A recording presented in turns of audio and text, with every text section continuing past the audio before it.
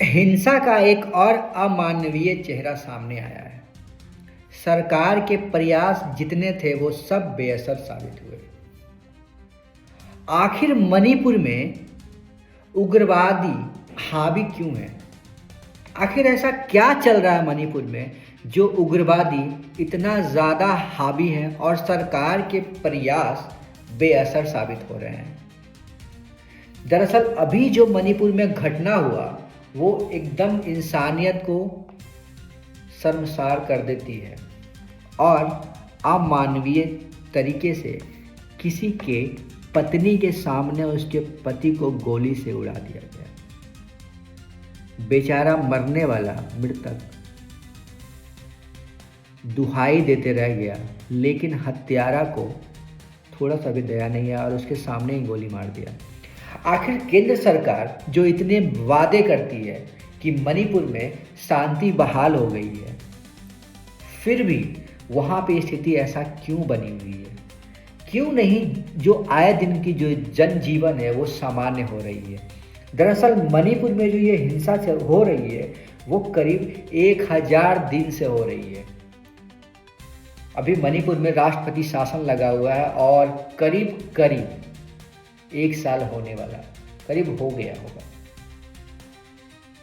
1 साल से ज़्यादा किसी भी राज्य में अगर राष्ट्रपति शासन लगता है तो उसका फिर से रीलोड करने के लिए एक वैध कुछ तथ्य देना होता है, नहीं तो फिर वो नहीं रहेगा। और 1 साल मायने रखता है किसी अपने ही प्रदेश के, अपने ही देश के एक राज्य में शांति व्यवस्था कायम रखना क्या सरकार के लिए इतना मुश्किल का काम है?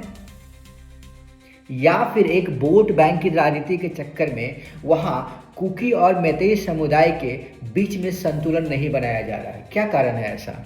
ऐसा क्या कारण है कि कुकी और मैतेई समुदाय के बीच में संतुलन नहीं बनाया जा रहा है? वहाँ की सरकारें क्यों मुख्य दर्शक होकर बनी बैठी हुई है? क्यों केंद्र सरकार कुछ एक्शन वैसा नहीं ले रही है जैसे वो वादा करती है? क्या सिर्फ ये एक वोट बैंक की राजनीति के चक्कर में ऐसा हो रहा है जिसके कारण आए दिन वहाँ पे हत्याएं हो रही है, जाने जा रही है? हालांकि गृह मंत्री अमित शाह का कहना है, बार बार वहाँ पे मीटिंग हो रहा है और बार बार कहना है उनका कि सरकार वार्ता कर रही है, बट क्या आखिर कब तक ये वार्ता चलेगी? जब मासूमों की जान जाते रहेगी तब ये वार्ता का दौर खत्म होगा? किसी पत्नी के सामने उसके पति को गोली मार देना, कानून को अपने हाथ में लेना। हालांकि वहाँ के प्रशासन का कहना है कि गिरफ्तारी की जो तलाशी है वो जारी किया गया है, तलाशी जारी है, बट क्या किसी का जान गया उसकी भरपाई कोई कर सकता है? आखिर गृह मंत्री जी, हमारे मोदी जी क्यों नहीं वहाँ पे शांति कायम करने में असफल है? क्यों हमारी मीडिया वहाँ की पहुँच को कवरेज क्यों नहीं कर रही है अच्छे से, बड़े लेवल पे, जिससे आप बोलते हो नक्सलवाद से हमें छुटकारा चाहिए? क्या एक देश में उग्रवादी इतने ज़्यादा हावी हो गए हैं कि वहाँ पे संतुलन बनाया ही नहीं जा रहा है? कुकी और मैतेई समुदाय के बीच में वहाँ संतुलन एकदम बिगड़ा हुआ है, जिसमें मैतेई समुदाय और कुकी समुदाय अपनी अपनी शर्तों के अनुसार सरकार को झुकाने की कोशिश कर रही है। कुकी समुदाय का कुछ और कहना है, मैतेई समुदाय का कुछ और कहना है। अब आप सोचो, अगर किसी उग्रवादी कोई स्टेट में या किसी देश में अगर वो हावी हो जाता है तो सरकार को भी अपनी शर्तों को मनाने, तो नक्सलवाद फिर क्यों नक्सलवाद जैसा ये हुआ ना? अपनी शर्तों पे अपनी शर्तों को मना रहा है वो, क्या बोल सकते हैं इसको?